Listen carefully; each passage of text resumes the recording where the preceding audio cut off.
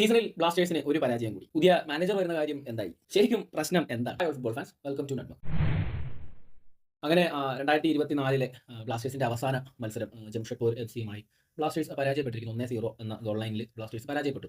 കളിയെ പറ്റി പ്രത്യേകിച്ചൊന്നും പറയാനില്ല. എന്നും പറയുന്നതൊക്കെ തന്നെ. ബ്ലാസ്റ്റേഴ്സ് നന്നായി കളിച്ചു, പക്ഷേ കളി തോറ്റു.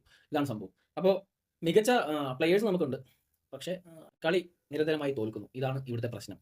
അതിൻ്റെ പ്രധാന കാരണം എന്ന് ചോദിച്ചാൽ, നമ്മളിപ്പോൾ നമ്മളൊരു വീട് പണിയുകയാണെന്ന് ഇരിക്കട്ടെ, അല്ലെങ്കിൽ നമ്മൾ എന്തെങ്കിലും ഒരു ബിൽഡിംഗ് എന്തെങ്കിലും പണിയുകയാണെന്ന് ഇരിക്കട്ടെ. ഇതിന് നമ്മളൊരു നെടുംതൂണ് പണിയുന്നു. എന്നിട്ട് അത് ഏറ്റവും നല്ല ഒരു തേക്കിൻ തടിയോ അങ്ങനെയുള്ള എന്തെങ്കിലും സാധനം വെച്ചിട്ട് നമ്മൾ പണിഞ്ഞ് ഈ ഈ ബിൽഡിംഗ്, ഈ കൺസ്ട്രക്ഷൻ നമ്മൾ പൂർത്തീകരിക്കുന്നു. അപ്പോൾ കുറേ സമയം എടുത്തു. കുറച്ച് സമയമൊക്കെ എടുത്ത് ഈ കൺസ്ട്രക്ഷൻ മുഴുവൻ പൂർത്തീകരിച്ച് ഭയങ്കര അടിപൊളിയായിട്ട് അതിങ്ങനെ പണിത് സെറ്റായി അതിങ്ങനെ വർക്കിംഗ് ആയി നിൽക്കുന്ന സമയത്ത് പെട്ടെന്ന് ഒരാൾക്ക് തോന്നുകയാണ്, നമ്മുടെ ഈ നെടുന്തൂണ് നമ്മളങ്ങെടുത്ത് മാറ്റിയേക്കാം എന്ന് തോന്നുകയാണ്. നമുക്ക് പുതിയൊരു നെടുന്തൂണ് വെക്കാം എന്ന് തോന്നുകയാണ്. അപ്പോൾ സ്വാഭാവികമായിട്ട് സംഭവിക്കുന്നത് എന്താ? നമ്മൾ ഈ നെടുന്തൂൺ അവിടെ നിന്ന് വലിച്ചുരിഞ്ഞെടുത്തു കഴിഞ്ഞാൽ ബാക്കിയുള്ള സാധനങ്ങളെല്ലാം അവിടെ ഇടിഞ്ഞ് താഴെ വീഴും. പിന്നെ നമ്മൾ ചെയ്യേണ്ടത് ഇതെല്ലാം പൊളിച്ച് പതിയെ മാറ്റി സേഫായിട്ട് മാറ്റി വെച്ച് പുതിയ നെടുന്തൂണ് വെച്ച് വീണ്ടും അതൊരു റീബിൽഡിംഗ് അവിടെ നടക്കണം, അല്ലേ? എന്ന് പറഞ്ഞ പോലെ ഒരു സിറ്റുവേഷനാണ് ഇന്ന് ബ്ലാസ്റ്റേഴ്സ് എന്ന ടീമിന് സംഭവിച്ചിരിക്കുന്നത്. ഇവാൻ വിക്കുമനോവിച്ച് എന്ന മാനേജർ ബ്ലാസ്റ്റേഴ്സിന്റെ നെടുന്തൂണായിരുന്നു. എന്നുവെച്ചാൽ പൊളിഞ്ഞു കിടന്നിരുന്ന ഒരു ടീമിനെ ആൾ വന്ന് ബിൽഡ് ചെയ്തെടുത്തതാണ്. അതൊരു നെടുന്തൂണായിരുന്നു. ഏറെ ബ്ലാസ്റ്റേഴ്സിന്റെ നെടുന്തൂണിനെ എടുത്ത് മാറ്റി, ബ്ലാസ്റ്റേഴ്സ് എന്ന ടീമിന്റെ നെടുന്തൂണിനെ എടുത്ത് മാറ്റി പുതിയൊരു തൂണ് കൊണ്ടുവച്ചു. എന്നാൽ അത് വേണ്ട രീതിക്ക് ബിൽഡ് ചെയ്ത് കൊണ്ടുവരാനോ അല്ലെ ബിൽഡ് ചെയ്ത് വരാനുള്ള സമയമായിട്ടുമില്ല. എന്നാൽ ആ സമയം വന്ന മാനേജറിന് കൊടുക്കുന്നുമില്ല.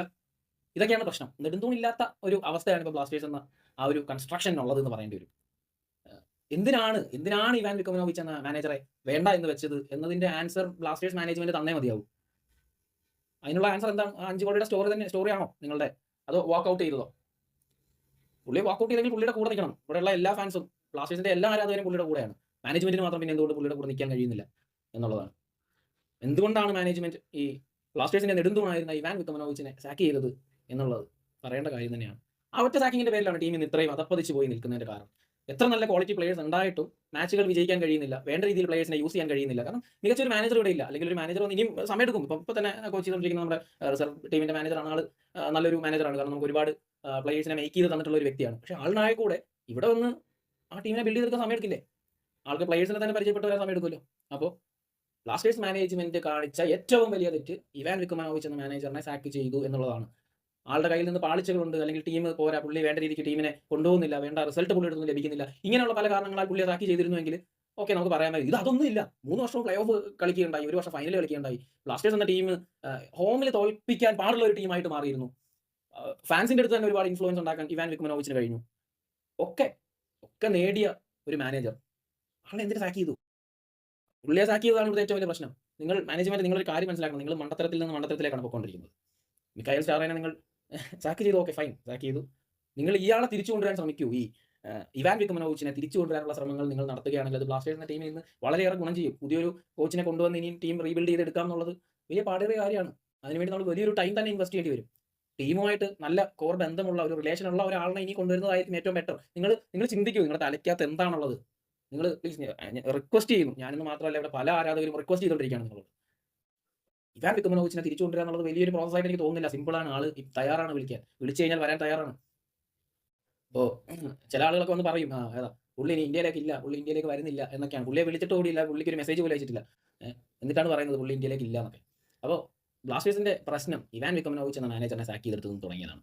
അതാണ് പ്രശ്നം. പുതിയൊരു മാനേജർ നമ്മൾ വിചാരിക്കുന്ന പോലെ അല്ല ഒരു ടീം ബിൽഡ്. എല്ലാ ടീമുകളും ഓരോ ദിവസം കഴിയുമ്പോഴും മെച്ചപ്പെട്ട് വരികയാണ്. നമുക്ക് ISL എന്ന് ചെറിയ ടീം എന്ന് പറയാൻ ഒരു ടീമില്ല. എല്ലാ ടീമും ഈക്വലാണ്.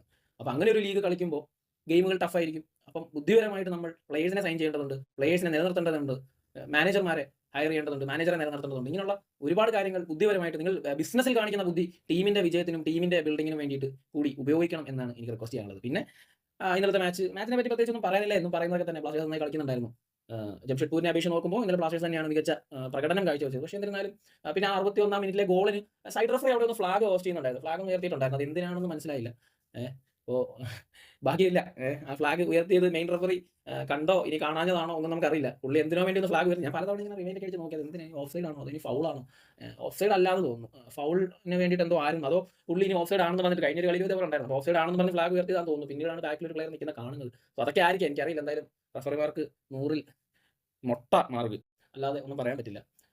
അപ്പോൾ വേറെ ഗെയിമിനെ പറ്റി ഒന്നും പറയുന്നില്ല, പ്ലേയേഴ്സിനെ പറ്റി പറയുന്നില്ല. എന്തായാലും എമിനസ് എത്രയും വേഗം തിരിച്ചു വരട്ടെ. എമിനസിന്റെ പരിക്കിനെ പറ്റി എനിക്ക് വലിയ ഐഡിയ ഇല്ല. പെട്ടെന്ന് തിരിച്ചു വരുമെന്ന് വിചാരിക്കുന്നു. പിന്നെ ലെസ്കോ തിരിച്ചു വരുന്നു, ജിങ്കൻ തിരിച്ചു വരുന്നു എന്നൊക്കെ പറയുന്നുണ്ട്. നിഹാൽ തിരിച്ചു വരുന്നു എന്ന് പറയുന്നുണ്ട്. ആര് വന്നാലും അവരെ ഉപയോഗിക്കാൻ പറ്റുന്ന മാനേജർ ഉണ്ടെങ്കിൽ മാത്രമേ കാര്യം നടക്കുള്ളൂ. അല്ലാതെ ഇനിയിപ്പോൾ ആരെങ്കിലും വേറെ ഇന്ന ആൾ വന്നെന്ന് പറഞ്ഞിട്ട് കാര്യമൊന്നുമില്ല. അവരെ ഉപയോഗിക്കാൻ അറിയണം. ഇപ്പോൾ തന്നെ ഞാൻ നോക്കട്ടെ, കഴിഞ്ഞതിനും മുമ്പത്തെ മത്സരത്തിൽ ഏറ്റവും നല്ല പെർഫോമൻസ് നടത്തിയത് സഹീഫായിരുന്നു. പക്ഷേ കഴിഞ്ഞ 2 കളിയും സഹീഫ് ബെഞ്ചിലായിരുന്നു. അപ്പോൾ മിഖായൽ സ്റ്റാറെ കളിപ്പിച്ചപ്പോൾ സഹീഫ് കളിച്ചു. സഹീഫ് ഫസ്റ്റ് 11 വന്ന് കളി കളിച്ചിട്ട്, പക്ഷേ പുതിയൊരു മാനേജർ വന്നപ്പോൾ സഹീഫിനെ പുള്ളിക്ക് വിശ്വാസമില്ല. സഹീഫിൽ ട്രസ്റ്റ് ഇല്ല. പക്ഷേ ഏറ്റവും നന്നായി കളിച്ചുകൊണ്ടിരുന്ന പ്ലെയറാണ്. പുതിയ മാനേജർ വന്നപ്പോൾ സഹീഫ് ബെഞ്ചിലാണ്. അപ്പോൾ ഇതൊക്കെയാണ് പ്രശ്നം. പുതിയ മാനേജർ വരുമ്പോൾ പലതും മാറി മറിയും. സഹീഫിനെ ബെഞ്ചിലിരുത്തുന്നത് അത്ര ഒരു നല്ല തീരുമാനമായിട്ട് എനിക്ക് തോന്നുന്നില്ല. ഫസ്റ്റ് 11 കളിക്കാനുള്ള ക്വാളിറ്റി ഉള്ള ഒരു പ്ലെയറാണ് സഹീഫ്. ഇതൊക്കെയാണ്, അല്ലാതെ പ്രത്യേകിച്ച് വേറൊന്നും സംസാരിക്കാനില്ല. Justice for Ivan Vukomanovic. Thank U.